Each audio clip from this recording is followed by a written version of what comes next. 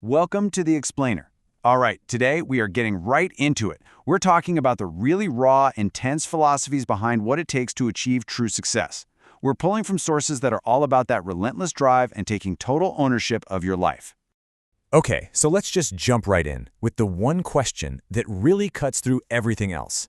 Are you a lion or are you a sheep? Now look, according to the stuff we're digging into today, this isn't some cute little metaphor. No, it's the one fundamental choice that's going to dictate your entire future. And that's the thing, right? This idea of being a lion among sheep isn't just a clever phrase. It's a whole different way of thinking.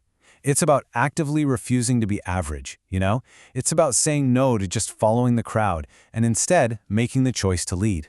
Even if, and this is the hard part, even if it means you're walking completely alone. And check this out. Here's where you can really see the difference. On one hand, you've got the sheep. They follow the herd, they wait for someone to tell them it's okay, and when things go wrong, oh, it's always the world's fault. But then you have the lion, and the lion? Totally different game. They make their own path, they take 100% responsibility, and they get a truth that most people miss. You don't find opportunities, you create them. Okay, so let's say you've got that lion mindset. What's next? What's the first rule of how you operate? Well, it all boils down to one thing: how you work when nobody's looking. It's about taking all that energy and pointing it inward, not outward. And the source material could not be more clear about this. You do the work in silence, and you focus on yourself. Think about it. When you tell everyone your big plans, what happens? You're basically inviting in opinions, doubt, and you start craving their approval. But real power, it comes from putting every ounce of your energy into doing the thing, not talking about the thing. So why do so many of us get it so backward? And this right here, this is why being silent is such a power move. It's strategic. It's like putting up a shield that protects your vision from all that outside noise. It starves your ego, which always wants attention, and it feeds your focus. And the best part? At the end of the day, it forces your results, your actual success, to do all the talking. And you can't argue with results. So what kind of effort are we really talking about here? What does this mindset actually demand from you? I'll tell you right now. Forget everything you've heard about balance. The sources we're pulling from today, they point to one thing and one thing only: a total, all-consuming, relentless obsession.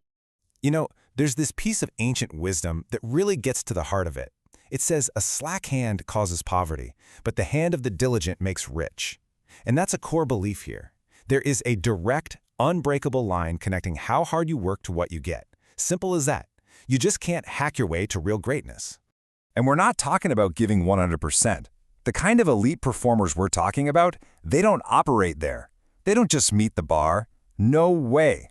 They push past it, into this zone that other people would call completely unsustainable. A place where their sheer willpower becomes their single greatest weapon. And that's the whole point, isn't it?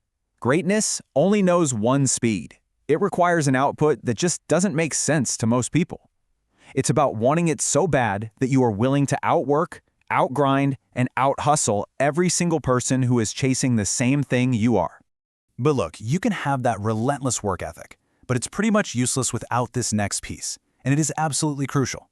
We're talking about taking total, 100% ownership of your life. And this right here, this is the pivot. This is the moment everything changes. The sheep, they're always looking outward. They blame their situation, their past, other people, anyone but themselves. But the lion looks in the mirror. It accepts it all, the good and the bad, because it understands a fundamental truth. The second you take responsibility, you take back control. I love this quote because it just nails how a lion thinks about failure. Fall forward. At least this way I'll see what I'm going to hit. It's not about being afraid of messing up. It's not something you try to avoid.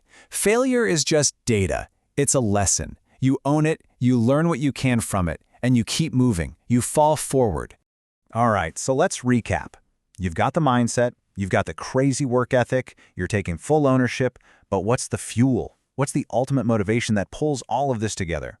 Well, that brings us to our final and maybe the most important idea today, and that is the race against yourself, against your own unfulfilled potential. Just take a second with this image from the source material. It's heavy. The idea that standing around your deathbed are the ghosts of your unfulfilled potential. I mean, wow. That paints the ultimate picture of regret, doesn't it?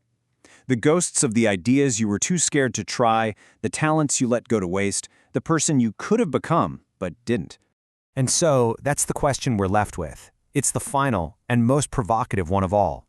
How many ghosts will be standing around your bed? And look, that's not a question for me to answer or anyone else. It puts all of it, your legacy, your potential, the entire life you live, squarely on your shoulders. It's all on you.